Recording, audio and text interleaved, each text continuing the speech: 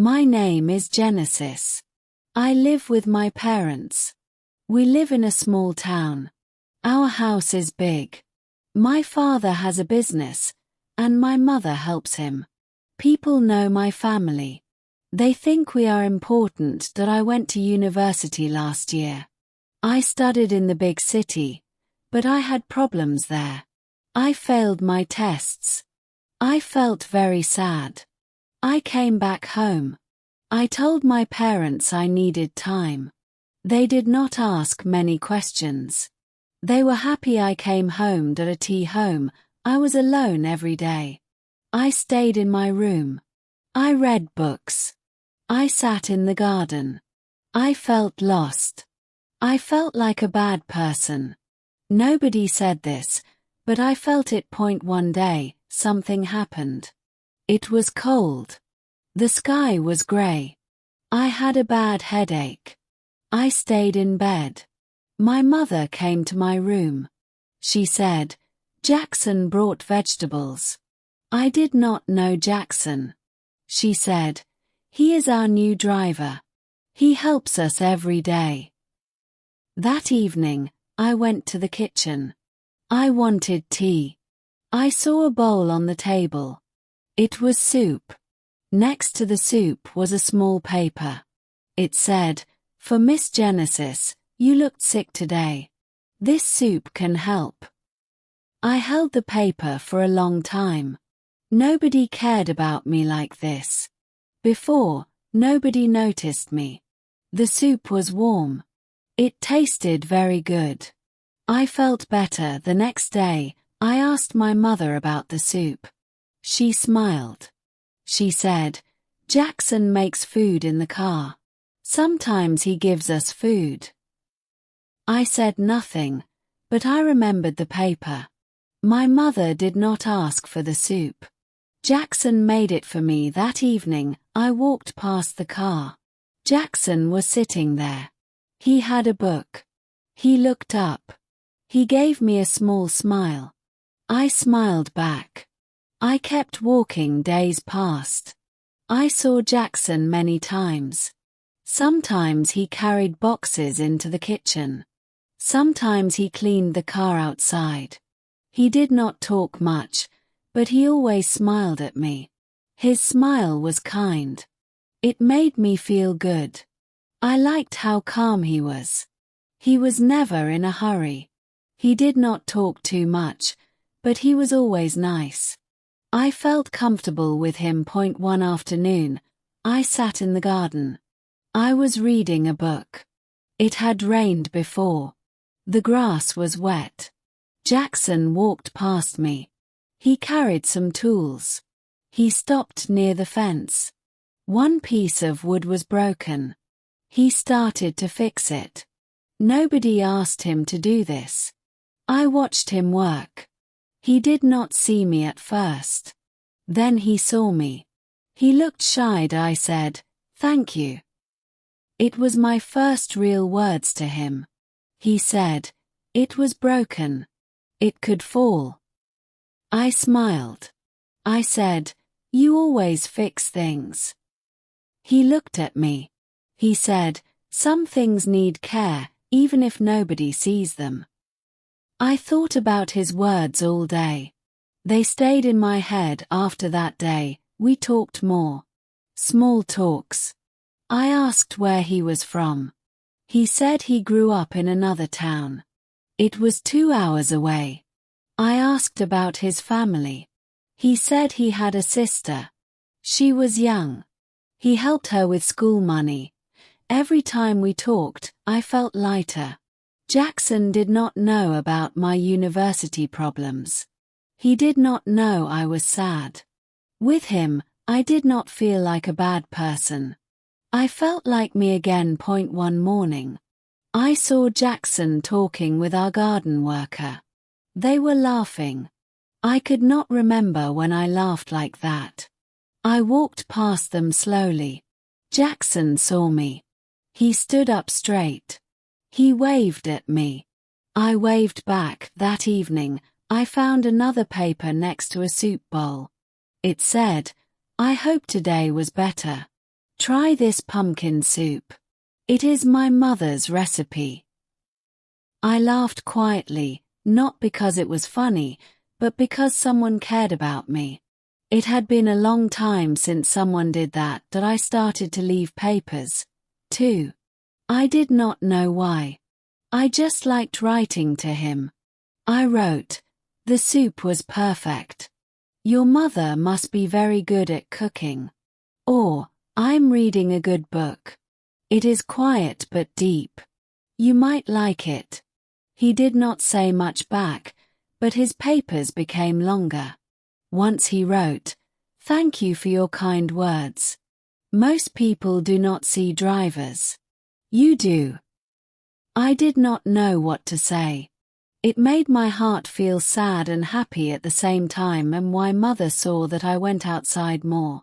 She was happy. I looked better. She did not know why. I did not tell her. I was not ready. I did not know what I was feeling. I only knew I waited for the sound of the car. I listened for his steps in the kitchen. I did not know if this was love, but it felt close. One evening after dinner, I went outside. The stars were bright. The air was cool. I stood near the gate. I looked up at the sky. I did not hear Jackson walk up behind me. He said, "It is a clear night." I turned around. I said, "I have not looked at stars for a long time." He looked up. He said, "Sometimes we forget what is above us." I looked at him for a long time. Then I said softly, "I'm glad you are here, Jackson." He looked surprised. He said, "Thank you, Miss Genesis." I said, "You do not have to call me Miss, just Genesis." He smiled. He said, "It is a habit. But okay, Genesis." Something changed between us at that moment. We both felt it. We did not say what we were really thinking. But we did not need to. From that moment, things were different. After that night, under the stars, I felt different. The house looked the same. My room, the garden, everything was the same. But I was different. I felt like I was waiting for something or someone. I started to notice Jackson in new ways. I saw how he always stood straight. His eyes were always down. It showed respect. He never hurried. Not when it rained. Not when my father called him fast. He always took his time, not to be slow, but to be careful. I wanted to have that kind of quiet in my heart. We still did not talk much when other people were near, but I found small ways to connect. Once, I left a book on the garden bench. I put a small piece of paper inside. It said, "It is slow but lovely. Maybe you will like it." The next day, the book was gone. In its place was a green apple, the kind I liked. He did not leave a paper, but I knew it was from him. I started to do small things, too. When I made cookies with my mother, I saved too. I put them in a paper napkin. I left them near the back door. The napkin was always gone by evening. It felt like a secret friendship, or maybe something more. I did not have words for it yet. Then one afternoon, my cousin Sarah came to visit. She was full of energy and questions. She traveled a lot.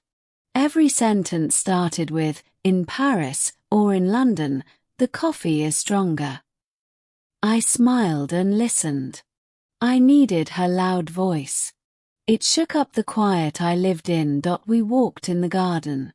She looked around. She said, "It is pretty here. Simple but peaceful." I said, "Yes." Then she stopped near the bench. She said, "You sit here a lot." I said, "Sometimes." She looked at me with one eyebrow up. She said, "Alone?" I did not answer fast. Later that day, she saw Jackson taking vegetables from the car. He wore his usual simple jacket. His shoes had dust on them. She watched him for a long time. Then she looked back at me. She smiled. Her smile made my face warm. She said, "Oh, so that is why you have been so quiet lately." I said, "It is not like that, too fast." She said, "Is it not?" I did not answer, but I knew she saw the truth in my eyes. That night at dinner, I barely ate. My parents talked about business, but their words passed over me like wind. My mind was far away. I thought about the garden, about the bench, about the green apple, about a man who barely spoke but said everything. The next morning, I left a short paper for Jackson in the kitchen. It said, "Can we talk this evening? Garden, 6 o'clock." I waited all day. I read the same page 3 times. I brushed my hair twice before going outside. I did not know what I expected, but I knew I could not keep these feelings inside me anymore. When I got to the garden, Jackson was already there. He held the book I gave him before. He looked nervous. I sat next to him for a long time. We did not speak. Then I said, "I think I have been hiding." He looked at me gently. He said, "From what?" I said, "From everything. From myself. From how I feel when I am near you." He did not say anything. He waited. He was patient. No pressure. I turned to him. I said, "You make things feel easy, like I can be myself." He gave a small smile. He said, "You make me feel noticed." We sat quietly again. My heart was loud in my chest. I said softly, "There is a problem though." He said, "I know." I said, "My parents." He nodded. He said, "They will not approve. They think I belong to a different world." He looked down at the grass. He said, "They are not wrong." I said quickly, "They are. They will be, one day." He looked at me. He said, "I do not want to hurt you." I said, "You are not. You will not." His hand touched mine for just 1 second. It was not much, but it was everything. The next few days felt like walking on glass. Every small smile had meaning. Every look had meaning, but also fear. I did not want my parents to find out too soon. But I also did not want to pretend nothing was happening. Something was happening, and it mattered. Then one morning, my mother found a paper meant for me. It was next to a small jar of jam Jackson made. The paper said, "Try this with warm bread. It is sweet like you, but not too much." I saw her reading it. Her face changed. She did not say anything at breakfast, but I felt her eyes watching me. After breakfast, she called me to the sitting room. She said, "Genesis, I want to ask you something." I waited. She said, "Are you involved with Jackson?" I looked down at my hands. I said, "We talk." She said, "Talk." She repeated the word. She said, "Do you like him?" I nodded. She stood very still. Then she said, "You understand this is not right." I said, "No. I do not understand. He is kind. He is honest. He makes me feel like I am worth something." She said, "He is the driver." I said, louder than I expected, "He is a person." She took a deep breath. She said, "Your father cannot know. Not yet." That evening, I walked into my father's office before I could change my mind. I said, "I need to talk to you." He put down his newspaper. He looked up. He said, "What is on your mind?" I told him everything, about the papers, about the garden, about the way Jackson looked at me. Like I was someone worth listening to. He did not interrupt. When I finished, I waited for his anger, but it did not come. Instead, he asked, "Do you trust him?" I said, "Yes." He said, "Do you believe he respects you?" I said, "I know he does." He looked at me for a long time. Then he said, "I want to meet him properly." I felt my breath return. The next day, Jackson was called into my father's office. I was not there, but I stood at the top of the stairs the whole time. When he came out, he did not look afraid, just thoughtful. He said we talked. He was not angry. That night, I sat by my window. I looked at the stars. I thought about how far we had come, from small papers to quiet talks, from fear to honesty. I did not know what would happen next. I did not know if love would be enough. But for the first time, I was not afraid of the answer, because I knew I had already changed, and I was not going back. After my father spoke with Jackson, something in the house began to shift. It was not a loud change. It was slow and quiet. My father still read his newspaper every morning. My mother still put flowers in the living room. But their silence said more than words. No one told me to stop seeing Jackson, but no one encouraged it either. I saw Jackson less during the day. He kept more distance, maybe out of respect, maybe because he did not want to cause trouble. But I still felt him everywhere. When I walked through the garden, I looked for signs he had been there. A cut bush, a pile of clean leaves, a small stone moved near the bench. I missed the papers. I missed his quiet words. Then one rainy morning, I found something under the kitchen towel next to the bread basket. It was a folded piece of paper. My heart beat faster as I opened it. It said, "I miss the quiet with you. The world is louder without it." It was written in his careful handwriting. I smiled for the first time in days. I felt light again that afternoon. I waited for him near the back steps. When he walked by with a box of oranges, I called his name. He looked surprised, but then his eyes became soft. I said, "You left a paper." He said, "I was not sure if I should." I said, "I'm glad you did." We sat on the steps for a while. The rain had stopped, but the air was still wet. I looked at him and I asked, "Do you still want this, whatever this is between us?" He nodded. "I always have, but I also want to protect you." I touched his hand. "Then stay. Stay and let us try, even if it is not easy." He looked at me. At that moment, I knew whatever happened next.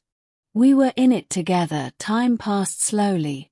My parents got used to it. My father watched quietly. He never said much, but he did not stop me from seeing Jackson. My mother stayed distant, but I saw her watching us one evening from the window. She did not smile, but she also did not turn away. It was not easy. Some people in town talked. I heard whispers when I went to the market. A few friends stopped calling. But I did not care. I had never felt more sure of myself than I did with Jackson. He did not try to impress me. He did not make big promises. But he was always there, steady, kind, true. One evening we sat on the porch. We watched the sunset. The sky was painted with soft orange and gold. I put my head on his shoulder.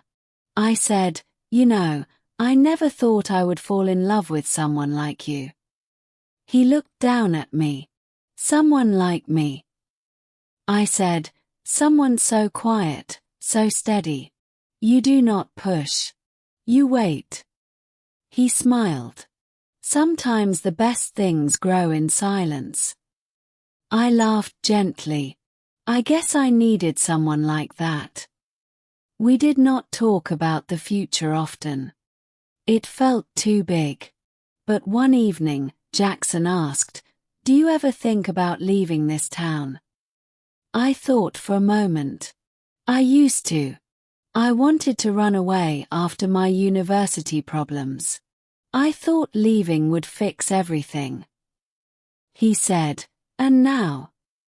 I said, "Now I think I want to stay, but only if it feels like a place where I can breathe." He nodded. "Maybe we will make it that kind of place." One Sunday afternoon, my father invited Jackson to have tea with us on the veranda. It was quiet at first. My mother poured tea. She said very little. My father asked about Jackson's family, his sister, his job before coming here. Jackson answered with calm respect. The end of the tea, my father said, "You are a good man, Jackson. That is clear. My daughter is strong. She needs someone who sees that." Jackson said softly, "I do, sir. I always have." It was not a blessing. But it was not rejection either. It was something in between. Sometimes that is all you can ask for. Months passed. The garden turned from green to gold. Autumn came. Jackson and I spent more time together, walking, talking, sometimes just sitting side by side. He told me stories from his childhood. I shared things I never told anyone, not even my closest friends. He made me feel seen. I made him feel heard. Then one morning, I found a small box on the bench in the garden. Inside was a simple silver ring. No paper, no big speech, just the ring. I turned around. I saw him standing near the path. He looked nervous. I walked up to him. "Is this what I think it is?" He nodded. "I know we are different. I know it will not be easy. But I love you. I want to build a life with you, if you will have me." Tears filled my eyes. I did not need to think. I already knew my answer. I whispered, "Yes." We did not plan a big wedding. We did not want one. We had a small ceremony in the garden, under the tree where we once shared our first quiet conversation. My cousin Sarah came. So did a few neighbors. My mother wore a soft blue dress. She sat beside my father. He smiled more than I had ever seen him smile. After the promises, Jackson held my hand. "You changed everything for me." I looked at him. "You helped me find myself again." Years passed. We built a simple life. Jackson continued to work with his hands, but now in a small business we started together. I taught English to children in the village. We had 2 children, one with his calm eyes, the other with my curious smile. Sometimes, when the day grew quiet, I would sit in the garden. I would think about the girl I used to be, the one who came home feeling lost, the one who did not know what she wanted. I thought about how she found love in a man who never tried to win her with words. He simply showed up, again and again. I still have that first paper, the one with the soup. I keep it in a small box with dried flowers and old photographs. Every time I read it, I smile, because love did not come with fireworks or a loud voice. It came with warmth in a bowl, a soft apple, a quiet presence, and a kind man who changed my life just by being himself.